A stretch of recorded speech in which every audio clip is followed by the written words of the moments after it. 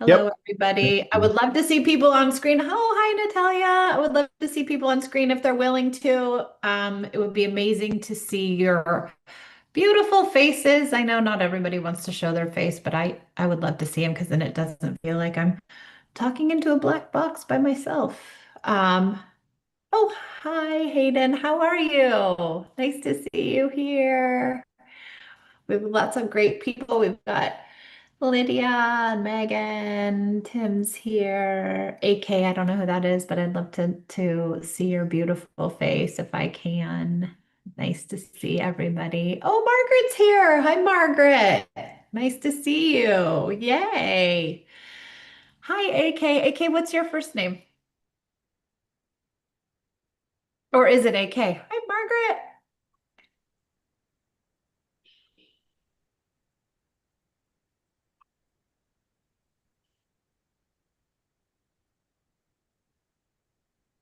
All right.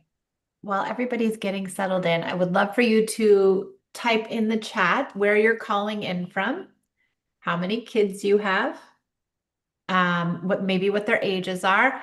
I'm Michelle and I live in Los Angeles. And I have two daughters, one who's 17 and one who's 20, one in college, one in high school. I'm coming to the end of my parenting career here. It doesn't even seem possible. So I would love to get your info in the chat, where you're calling in from. Tim has four kids, 25, 23, 20, and 17, and lives in Indiana. Like I said, I live in Los Angeles. I have two daughters, 17 and 20. Hi, Hayden. Four boys, 9, 11, 13, 15 from North Carolina. And Natalia's calling from the Netherlands. She's got Sky, 6, and Leah, 3. And India, we have an almost 6-year-old, amazing, joining from Madison, Wisconsin, one son who's 8. And Katie is calling also from Wisconsin and has one daughter who's 5. All right, amazing. And Margaret's calling from New York State, and she's got Hi. a daughter and a son. And I don't know their ages anymore. I think 12 and 10. Am I Yeah. close? Did I Yes. get it? That's not usual. And Anne's calling from St. Louis, two daughters, ages 6 and 10. All right. Well, you guys have come to learn how to help your kids be resilient. So let's get started. I'm so glad you're here. If you don't know, my name is Michelle, and I've got two daughters who are 17 and 20, and I've been doing this work for 7,000 million years, it feels like, but really only probably 10. Um, I want you to do something for me. I want you to think about the last time your child was truly frustrated. Maybe they couldn't figure something out. Maybe a friend left them out. Maybe something just went wrong in their life. Now think of that moment. Now, what did you do in that moment? Or what did you want to do in that moment? What was your first instinct? Was it to step in, smooth it over, take the discomfort away? Put a heart in the chat if that is your instinct, is to fix it and to make it better for your child. Put a little heart in the chat. Somebody's calling in from Vienna. Hi, Lydia. My mother-in-law's from Vienna. Tim's got a heart in the chat. Megan's got a heart in the chat. I would be putting a heart in the chat because I know that's what I want, is to get my kids to feel better. How many other people want to get their kids to just feel better? For years, that was my reflex, to jump in, to fix it, to protect them from the hard thing. And I thought it was love. Today, we're going to talk about why that reflex, that beautiful, loving, protective instinct, may be the exact thing that's getting in the way of raising a child who can actually handle life's problems. This is not about being a harder parent. It's not about stepping away and leaving your kid to fend for themselves.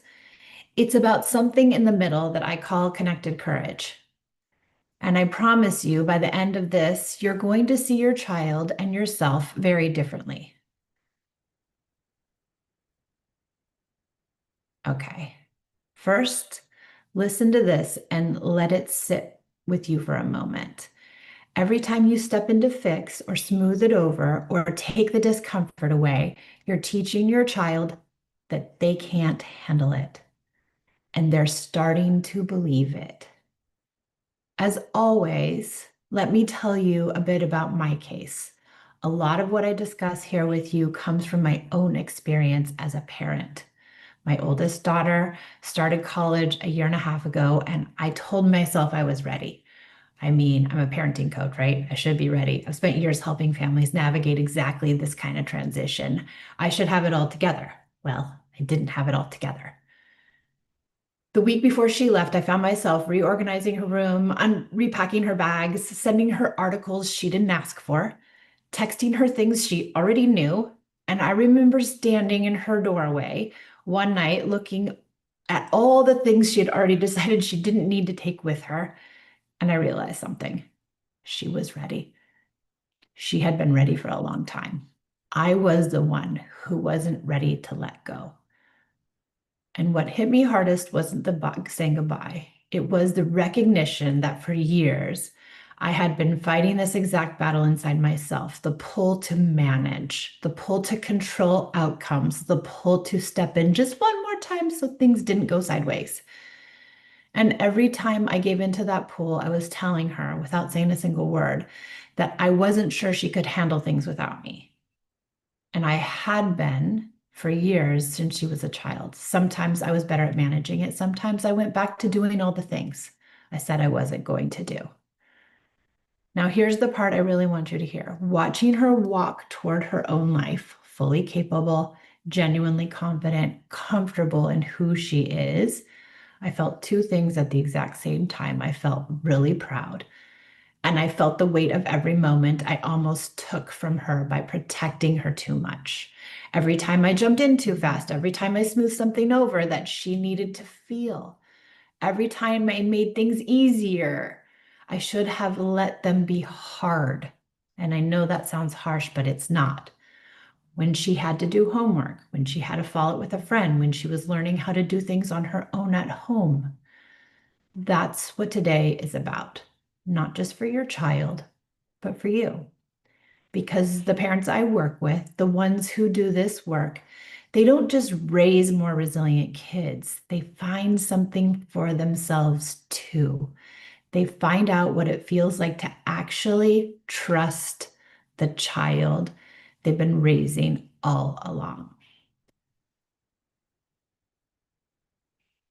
Let me name a belief I want to challenge today because it's one of the most very loving it's one of the things that parents hold dear to them. And it sounds completely reasonable. It sounds like this.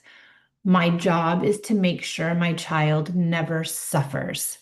If I can prevent their pain, I should.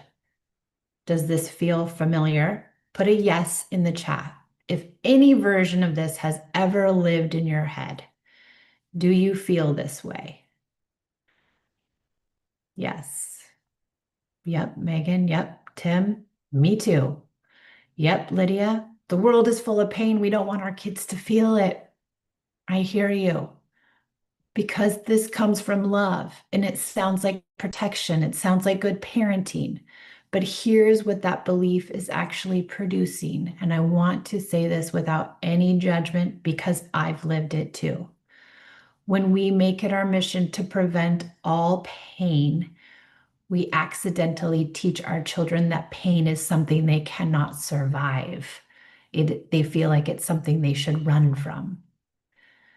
So every time we come in and swoop in and we send the message, and the message isn't I love you. The message, the one that lands in their nervous system is I don't think you can handle this.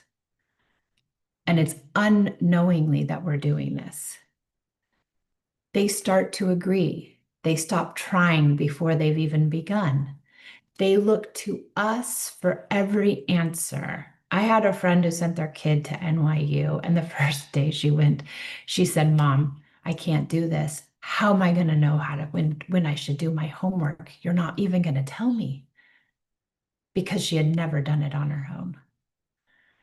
And what we think we're building this safe, secure child has actually been building a fragile one indirectly. This is not a failure of your love. It's just a misdirection. So let's redirect it. Okay, here's the poll for you. Be honest with yourself right now. When your child faces a problem, your first instinct is to A, jump in and fix it immediately, put it in the chat. B, wait and watch, but it's really hard. C, offer help only if they ask. Or D, it depends on the day. A, jump in. B, wait and watch. C, offer help. Or D, it depends on the day. I think I'm D and A.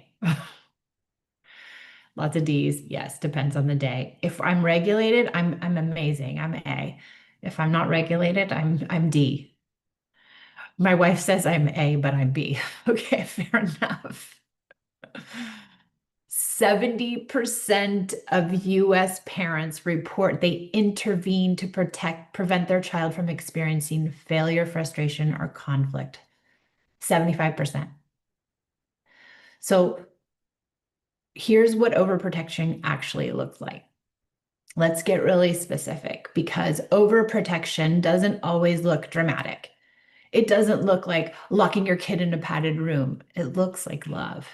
It looks like a good, involved, caring parent. And that's exactly what makes it so easy to miss. Let me walk you through the most common ways it shows up, and I want you to notice. No judgment, just notice.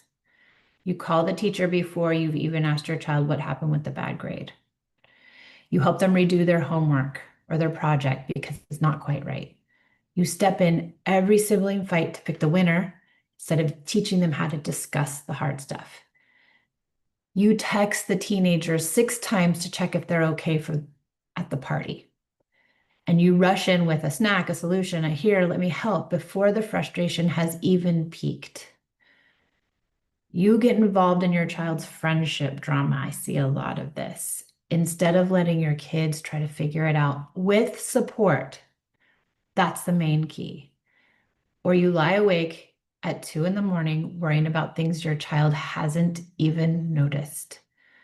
Most of us are doing at least 2 or 3 of these in any given week. And not because something's wrong with us, but because nobody ever told us that love in this case needs to look different. Okay, drop one word in the chat right now. The first word that comes to your mind when you imagine not stepping in and just watching your child struggle. Don't overthink it. What's the word that comes to your mind if you have to watch your child struggle? Helpless. Oh my gosh, Kimberly, that's a good one. Yes. Anxiety. Yes. Heartache, sad. Yes. Frustration, chaos, all so good. Frustration, so good. These are so normal. If you want, you can listen to episode 409. We're going to put it in the chat right now. It's called Are You Overfunctioning and Holding Your Child Back? It's the Peace and Parenting podcast, and it will really help you make a better perspective and continue this work. Okay. So, what does chronic overprotection actually produce in a child? Here's what I see. In my coaching work and in research and in my own home myself, it produces low frustration tolerance. We talk a lot about this in the Peace and Parenting community. In our weekly calls, we talk about frustration tolerance. Small setbacks start to feel catastrophic because the child has never been allowed to experience a setback and actually survive it. It produces anxiety and avoidance. When difficult things are removed for you, your nervous system starts to register difficulty is a threat. So you stop trying anything that might be wrong or go wrong or be hard. It produces poor self-confidence. And I'm not talking about the surface kind where they seem fine. I'm talking about the deep kind where a child actually trusts their own judgment and their own ability to figure things out. That's the piece that goes missing because they don't get the practice. So it produces helplessness. They don't try. They wait. They look for you for the answers before they've even tried. And here's the one thing I think is the hardest to hear because I know how much you love your kids. Chronic overprotection damages your relationship with them because when a child can't feel their own competence inside of them, when they always need you to fix things, they start to feel small around you, like they aren't capable. And that smallness doesn't stay quiet. It turns into resentment, but maybe it's subconscious. It becomes an eye roll at 14. It becomes the door closed in your face at 15.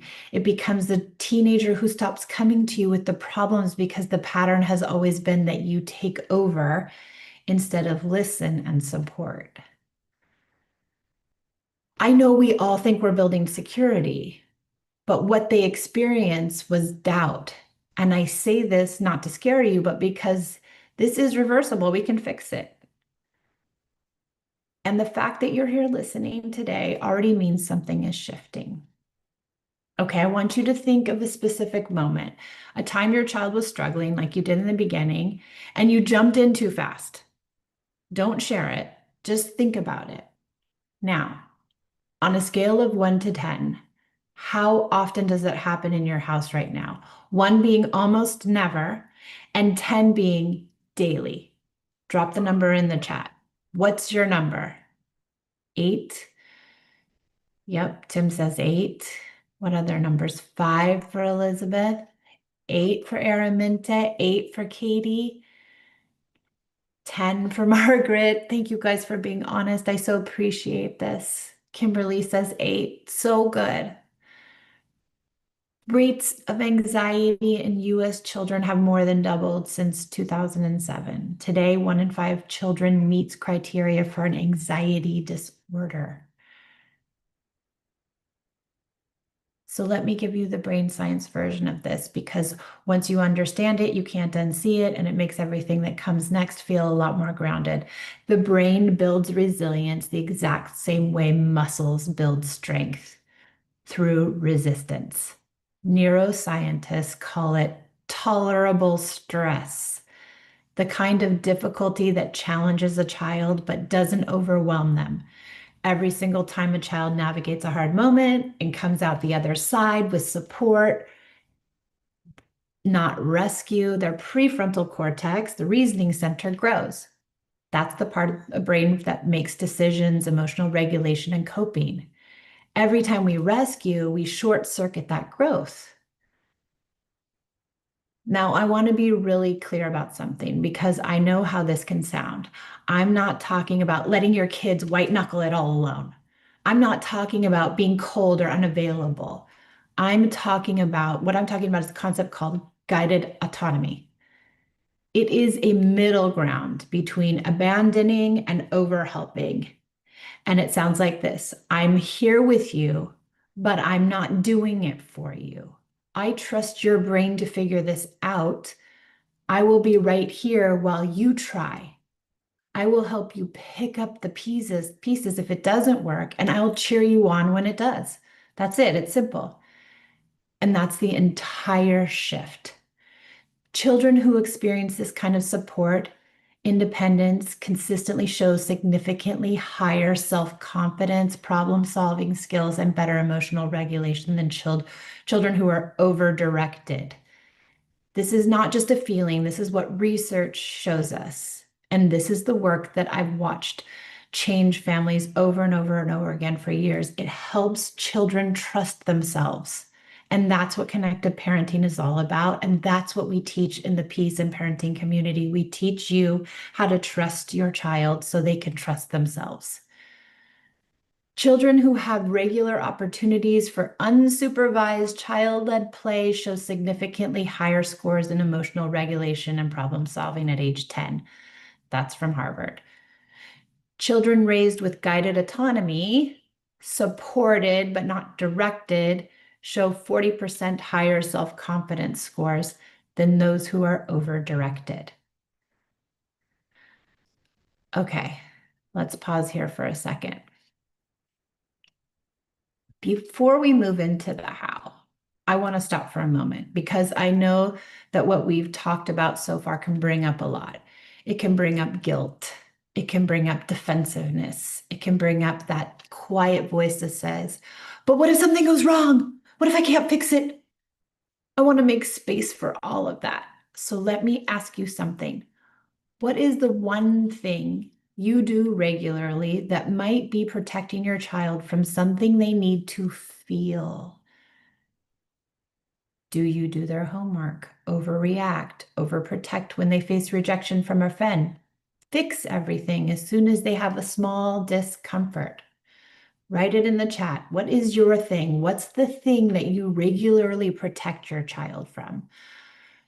What is the thing you do not want to see them fail at that it ignites something inside of you?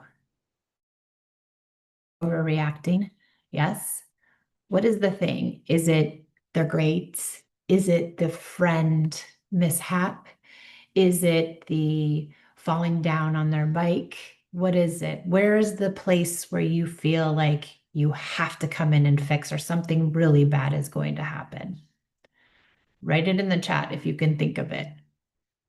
Protect the younger one from yes, the sibling one for sure comes up. Friendships come up 100%.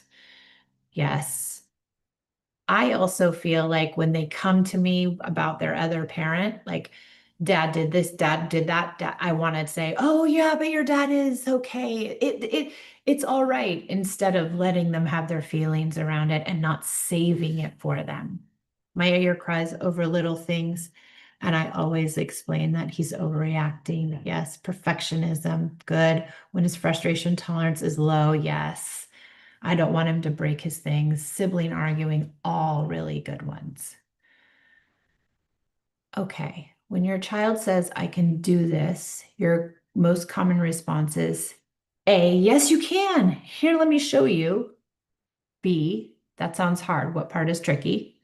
C, I just quietly do it for them. Or D, it honestly depends on the day. So if your child says, I can't do this, what do? You say, yes, you can. Or that sounds hard, B. Or C, I quietly do it for them. Or D, it honestly depends on the day. B, A, D, a lot of A's. I see a lot of A's. I like that. Yes, you can. Yes, you can. Yes, you can. Great. And by the end of this day, we're going to have some more words beyond yes, you can. What do I say when my child says I can't? It comes up a lot in the peace and parenting community. It's a common struggle that parents bring to our calls. And there's always so much relief when they can realize how simple this shift actually is. Okay, here's where we turn the corner. We've talked about what overprotection looks like, what it costs your child, and why the brain needs struggle in order to grow. Now, let's talk about what to do instead. These are the 5 shifts I want you to understand, and they're practical. They are specific, and every single one of them is something you can begin this week. These shifts are all rooted in empathy instead of fixing. You can learn all about it in my empathy guide. We're going to put the empathy guide in the chat right now. It's great and useful and has some great phrases for you. I don't want you to try all 5 at once. I want you to pick one and commit to it. One shift done consistently will change your family. Shift 1, stop fixing and start witnessing. Be present with your child's discomfort without taking it away. We do not want to make it better. We want to witness it. Shift 2, stop telling, start asking. Replace your answers and your fixes with questions that activate their thinking, probing questions. Shift 3, stop scheduling. Start trusting boredom. Unstructured time is not a problem to solve, it's the doorway to independence. Shift 4, stop monitoring. Start reflecting. Let them have the experience first. Talk about it after. Shift 5, stop spiraling when you slip up. Start repairing because you will slip up. You're going to tell them what to do. You're going to give them your opinion. You're going to give them all the advice, but you can always repair. Let's go through each one of these. Another Peace and Parenting podcast that's going to be really good for you is called The Balance Between Free Will and Control. We're going to put it in the chat for you. So please have a listen to that one too. It's super helpful. Okay. Witnessing means I see you, I feel this with you, and I'm not going to take it away. And another big piece of it is, and this is the hardest part, I'm not going to take it on. Because when we take it on, we go to fear and we go to anxiety. This is an act of profound respect for your child. And I know how hard it is because when your child is in pain, your nervous system responds as if you were in pain. You feel it with them. And the fastest way to stop feeling it is to fix it. But here's what I need you to understand. Most of the time, the urgency to rescue is ours, not theirs. We step in to regulate ourselves, not them. And when we do, we rob them of a chance to regulate themselves. So, what does witnessing actually look like? For the 2-year-old who can't fit the puzzle pieces, you resist the urge to take over and instead you sit with them and say, oh, this is so frustrating. Can you try it a different way? For the 7-year-old who comes home saying nobody likes her at school, that one's so hard. You don't immediately call the teacher, text the other mom, or tell them how amazing they are. Instead, you say, that sounds painful. Tell me more about what happened at school. For a 12-year-old who fails a test, you don't email the teacher right away. You said, what do you think happened? How did it go? For the 16-year-old who's going through a friend breakup, you don't call the friend's mother. You sit on the edge of the bed and you say, I'm right here. What do you need? The scripts are simple. It's, I can see you're really struggling right now. That makes sense. I'm here and I know you can figure this out. That's it. That's the whole thing. It is the hardest and the most important sentence you will ever say to your child. Dr. Gabor Mate says that it isn't the abuse that actually hurts the child the most. It's being alone in the abuse that hurts the child the most. When we can be with our children in their pain, that creates connection, that creates relationship. Okay. On a scale of 1 to 10, 1 being I'm totally comfortable with sitting with my child's discomfort, and 10 being I cannot stand watching them struggle. I have to do something. Where are you right now? Right this second. Are you a 1? Are you a 10? Are you a 5? Are you getting somewhere closer to 1? People are at 5 and 8, still 8. Okay. Yes. It takes practice. 9.5. I love this. Thank you for being honest. 5, but depends on my resource. Yes, definitely. 7, it depends on our resources, right? This week, the next time your child's frustrated, resist the first impulse to fix, sit near them, say out loud, I'm right here. That's it. That's all you have to do. You just say, I'm right here. If you can do that, you're creating a muscle memory for yourself. You're creating a neural pathway in your prefrontal cortex. Every time you tell your child what to think, what to feel, or what to do, you borrow a moment that was meant to belong to them. And I know we do this with the best intentions. We have experience. We can see the solution. Why wouldn't we share it? We know more. But here's what happens over time when we tell instead of ask. Our children stop thinking for themselves. They use us. They stop bringing us problems because they already know what we're going to say. And the problem with the advice we give is it's an adult advice that maybe a child cannot take and will not follow. And so then they even feel like a failure. They stop trusting their own instincts because ours have always overridden theirs. Asking is different. Asking sends the message. Your thinking matters. Your perspective is worth exploring. You're capable of generating solutions. It builds muscle. Telling builds dependency.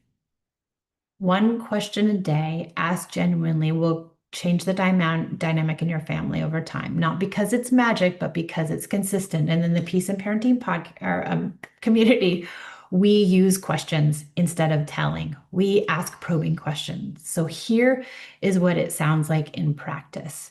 Instead of, here's what you should do, you say, what do you think you should do? Instead of apologize to your sister, you say, what do you think your sister needs from you right now? Instead of just ignore the bully, you say, what do you think you could try? You're not abandoning them. You are activating them. This is not about hands-off parenting. This is about supportive parenting. It's strategic. It's not just coming in and fixing. That's the easy thing to do. The difference is how your child shows up in their confidence, their problem solving, their sense of themselves will change. Okay, one more gut check. In the last 24 hours, how many times did you give your child a direction or an answer versus how many times did you ask them? So, how many times did you give an opinion or tell them what to do as opposed to ask them a question?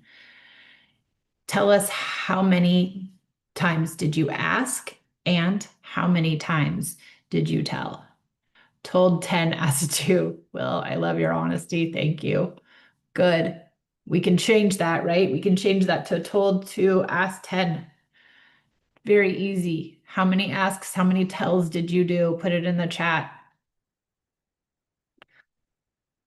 Will's the only brave soul out there. 5 and 5. I forgot to ask. Great, Araminta. I told way too many times. I asked a few. That's where I'm at too. Okay. This week, commit to one genuine question per day instead of one direction. Try it at dinner tonight. What was the hardest part of your day? And then just listen. Don't fix it. Don't give advice because you're going to want to. The kid's going to say, so-and-so was mean to me on the playground. And you're going to want to say, oh my gosh, I'm going to call the mom, or they shouldn't do that. You should tell them not to be nice to you. Instead, listen. Oh, they did. That sounds hard. What else happened? Oh, well, what did you say? Interesting. I hear you. Be there in support. Okay, boredom.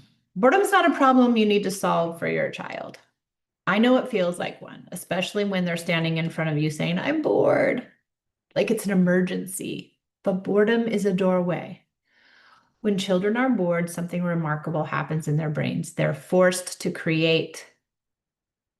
They have to generate. They have to find their own purpose in the moment. And that is a skill. And if we jump in and solve that for them, we are not helping them develop that skill.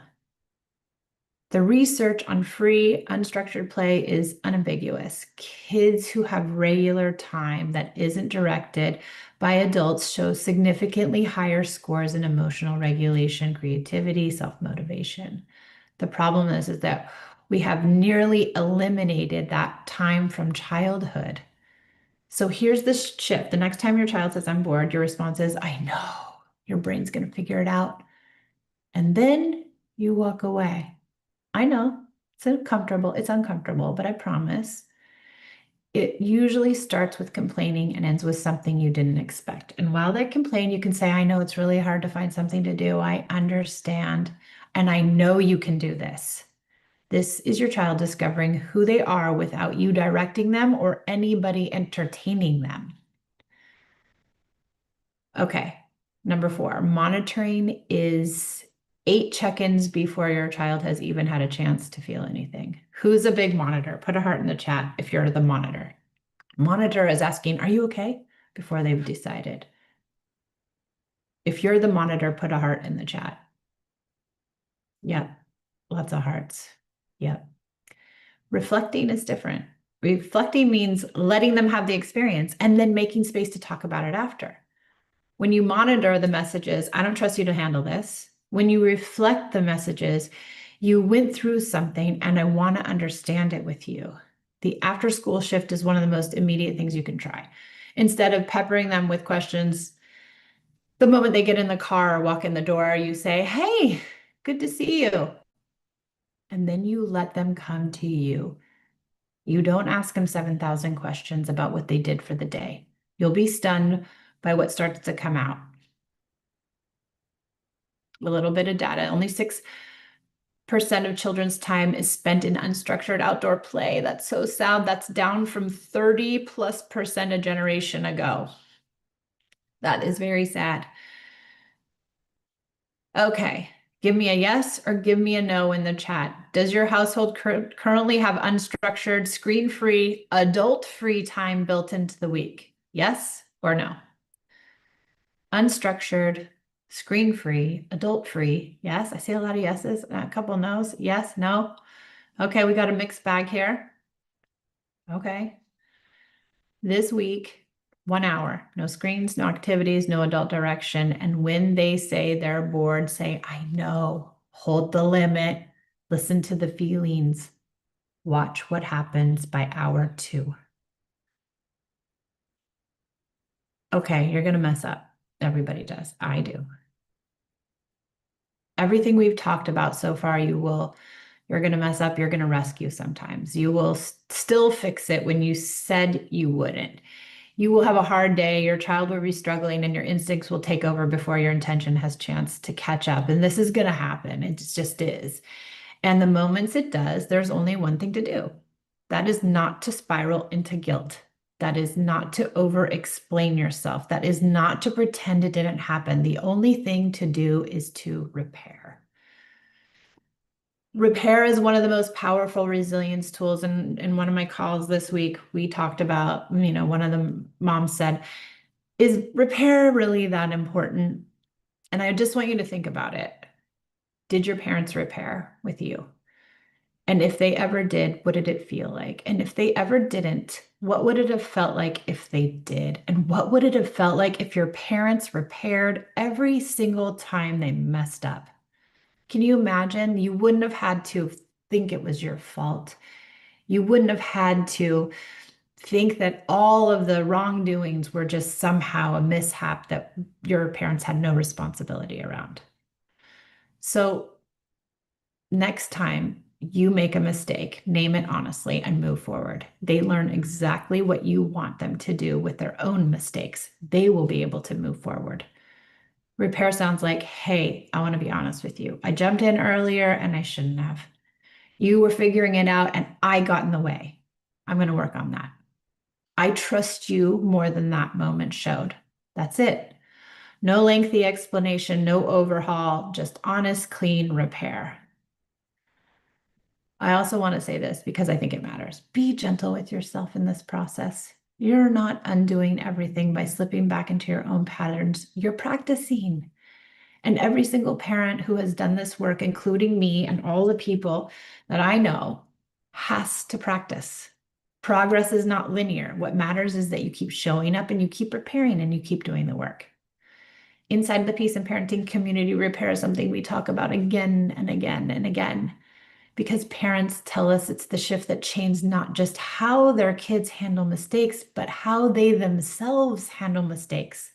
It becomes the new normal for an entire family that rupture and repair is a complete circle, unlike many of us in the way in which we grew up. Okay, one more scale of 1 to 10. How easy is it for you right now to admit to your child when you've done something wrong? 1 mean I can't do it at all, and 10 meaning I can do it comfortably. Drop your number. 1 is it's really hard for me to repair. 10 is I have an easy time repairing. Yes, Shannon. 10, getting better. 6, 10, great. 6. Arminta, you're lying. You are a 10. Katie, 8. Will, 7. 10, great. Natalia, 6. Great, you guys. Repair is important. Many of you are working on it. I am too. This week, try 1 repair conversation. Keep it simple. I jumped in when I should have let you handle it. I'm working on trusting you more. That's it. It doesn't have to be huge. Okay, now that we've learned all the shifts and how they work, here's a reference card so you can remember them more easily. The shift is from stop fixing to not jumping in immediately to trying, I'm right here.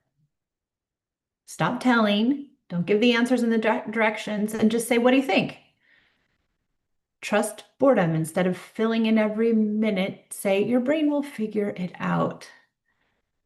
Stop monitoring, check in before they've felt anything. Say, I'm right here when you're ready. And repair. I got in the way. I trust you. Now I want to hear from you. Not about what you think you should do, about what actually resonated. Because I know that in this training like this, there's always one thing that hits differently, one thing that feels like it was written for your family, your child, your moment. I want to know that one thing for you. Was it witnessing without fixing? Was it asking instead of telling? Was it trusting the boredom? Was it reflecting and not monitoring? Was it trying one honest repair? Or maybe it's something else. What's one thing that hit that was a win for you today, or something that you heard that resonated for you? Asking, not telling. Number five, yes, trying the honest repair. Asking instead of telling, witnessing without fixing. I need to practice trusting, not monitoring. Yes, these are all great. Trusting is mine. Trusting. I have a 17-year-old daughter, and I swear to God, if I hope she graduates from high school, but I am just trusting. I have to trust her because right now it's a very big struggle. One final question before we close. What is one thing you are committing to trying this week? Make it specific. I'm going to repair. I'm going to ask a question. I'm going to reflect. I'm going to trust the boredom. What's one thing you're going to do this week? One thing that you're going to try, not everything. Ask, not tell, witness. Natalia's going to do everything. I'm going to ask and reflect. I'm going to sit with the discomfort, try not to step in, connect. I love these. You don't have to figure this out alone. Your child does not need a perfect parent. They need a present one who trusts them enough to let them feel and fail and find their way with you right next to them, not hands-off parenting.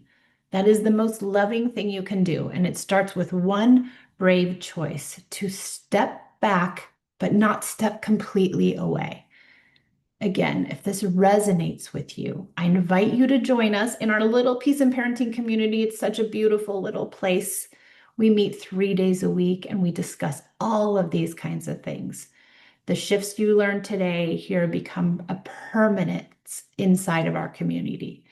If you want to explore the community, if you'd like to sit down and talk with me about just what it looks like, please put the word support in the chat and we'll reach out to you so we can talk about how we can help you, how I can help you. I'm happy to get on a call. If you need more support, please put support in the chat. Please also send your email along so we can contact you. The very thing you're doing to keep them safe is making them fragile, but you can change that starting today. You can join the Peace and Parenting community. We do one-on-one coaching. We have a library of tools. We have a community of parents that work alongside with you, and they're amazing people. Comment support if you need any more support or if you'd like to hop on a call. I'm going to take questions now. I'm going to go off this. We can put our slides down. Yay. Now I can see everyone. I would love to, the easiest way I can get to your questions is for you to have your camera on because I'm a visual learner, I think, and I can't see, when I can see people and see your hand or see your face, then I can connect with you and we can chat. It's harder for me in the written chat because I don't read very quickly. All right. Anybody have a question around anything that we've talked about today? Anything that is weighing on you or any incident in your house that you want some clarity on? Anything that's difficult? Does anybody have a question? You can raise your little hand or your real hand. Oh, hi, Will. Hi, Michelle. Yeah, my wife is here with me, Kathy, and what she tends to do is read our 11-year-old twin girls their text messages secretly at nights, and she gets upset. Obviously, kids say stuff to Yeah. their friends, to each other, and and just basically changes her mindset towards them. Yeah. And so, what I tell her not to read them, and and if you do read them, trying to help them by asking them questions. But what do you think Well, about reading text? I guess my question is, what does reading them do for us? Yeah, You know, what does it like do for you? What does it help us as parents in our parenting? Like, Kathy, what do you think? Does it help? No, I just wanted to know what she's doing at school and what conversation she's having with her friends. And I don't know, and I get so pissed off. I don't sleep through the night when I read her texts at I night. bet. I don't know, it doesn't do anything but piss me off. I think you Because might be. I see bad stuff. I don't usually, and it's only with one child. I don't read Eva's. I only read Leah's text. So I think this too, like if we think back to our own childhood and we think about all the 12-year-old conversations that we had with our friends, would we want our parents knowing those? No.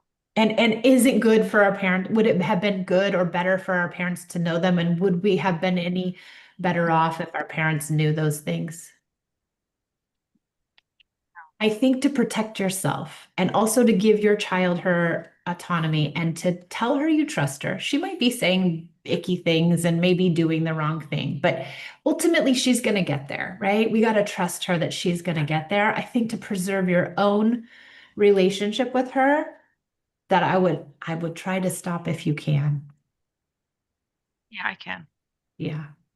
Okay, good. Thank you. I wasn't sure if I should do it or not, but I'll stop.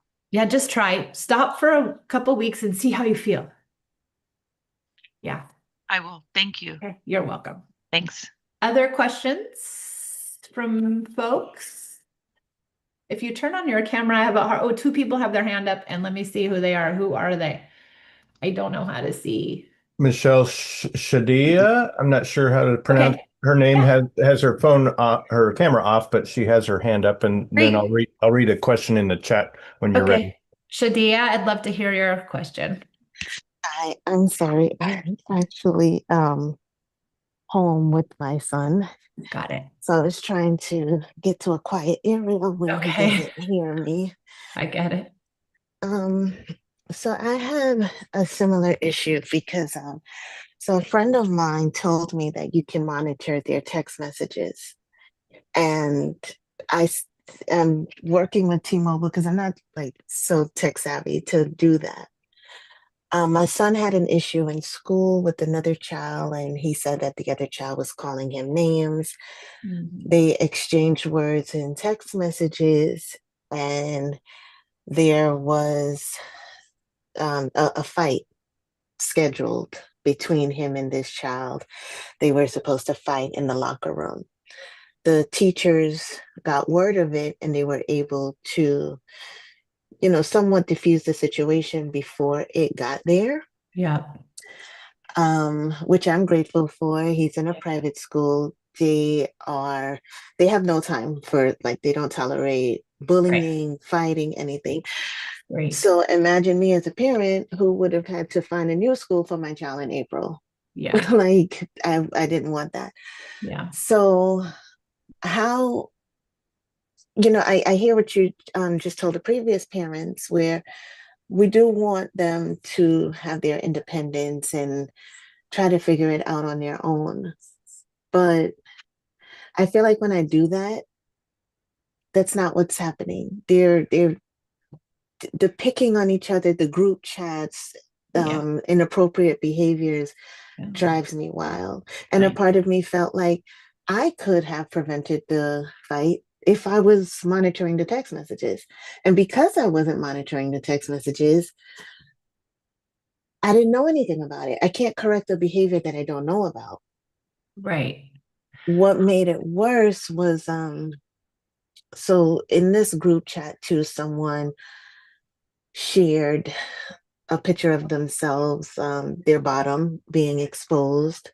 So all the kids seeing this, they're making screenshots, they're teasing each other.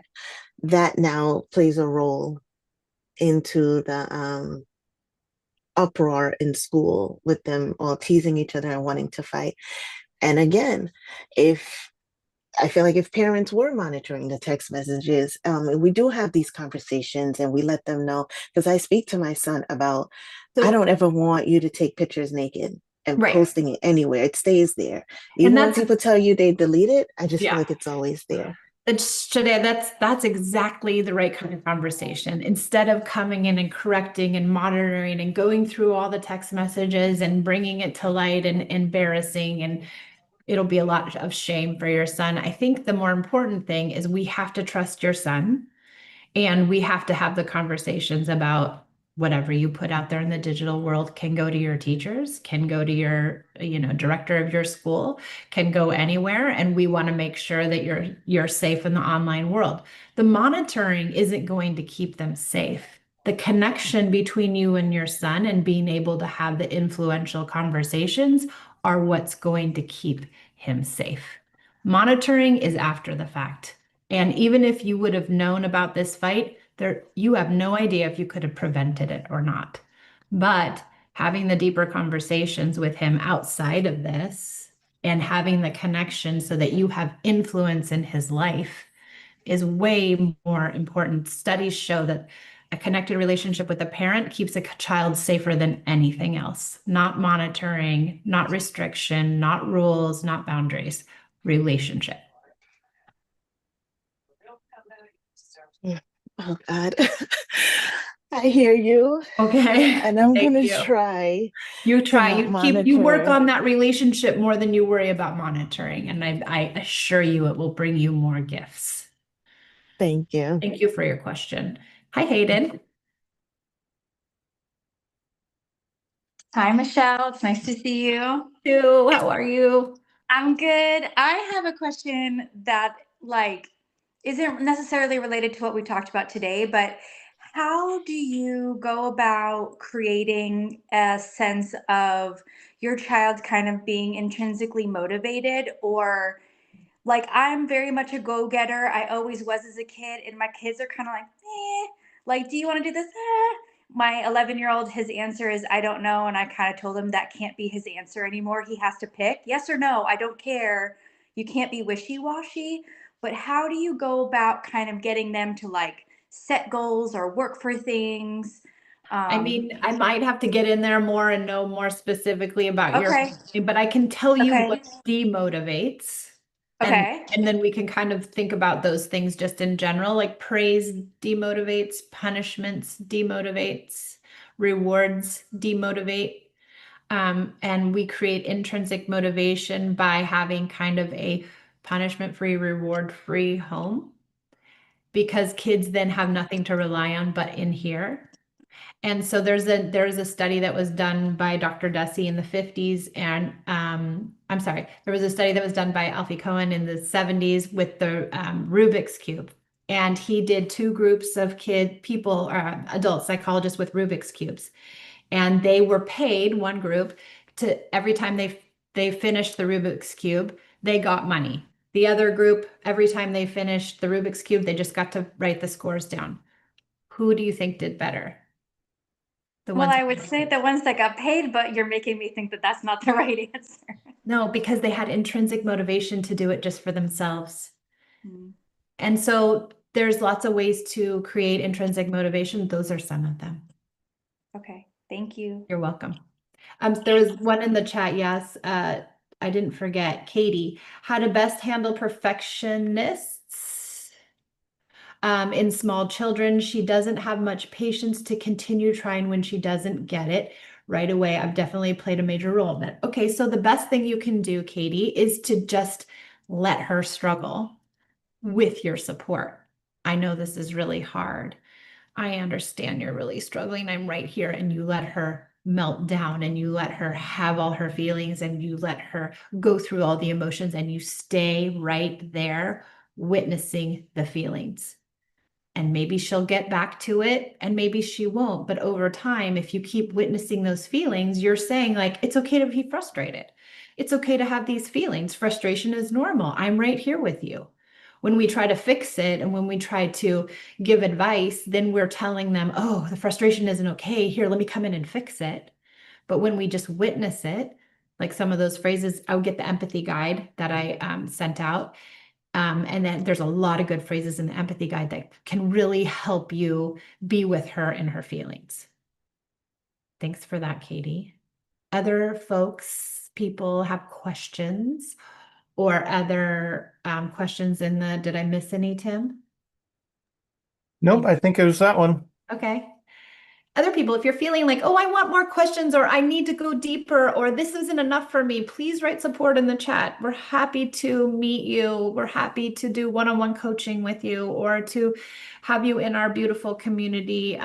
Margaret was in our community for ages and ages. Maybe Margaret, can you share about what your experience was in the peace and parenting community? Yes. Hi, Michelle. Hi. I really was impressed with how I related to a lot of the people who were bringing in their specific experiences in trying to parent in a peaceful way. And I just thought I was alone for the longest time. I just thought I was not doing it well and not connecting with my kids, and I wasn't. But then when I heard other people who were having the same kind of problems I was, I felt a I guess supported, Yeah. and they heard me, and that's a really, really big thing. Yeah, not to feel alone is a big thing. And we all struggle with the same things. We really do.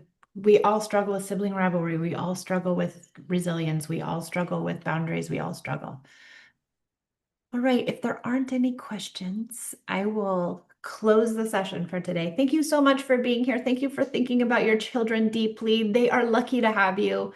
And I so appreciate everyone who's dropped in. And I will see you somewhere, hopefully in the online world. Bye, everybody. Bye, Shannon. Thank you so much. Thank you, everyone. Thank you, thank you, thank you, Zita. Oh, hi, Zita was here. So many great people here. Thanks, Will. Thank you. Thanks, Araminta. Thank you, Margaret. Bye, Kimberly. Bye, Lydia. Thank you.